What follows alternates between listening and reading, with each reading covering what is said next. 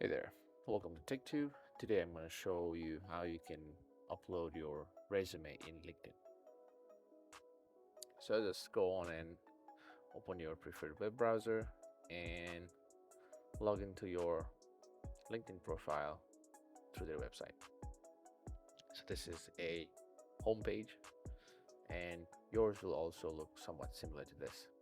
So now to add a resume, what you need to do is click on the job on the top section right there. Click on jobs, then click on preferences right there. So just look at this part, my qualifications part, and click on resumes and application data. There you go.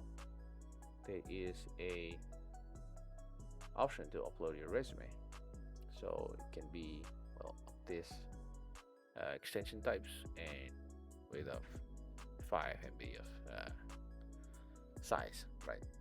So just click on it, select one of these, and then click on done, and again done. So that is how you upload a resume on your LinkedIn. If this content helped you, make sure to like, share, and subscribe to the channel. Thank you.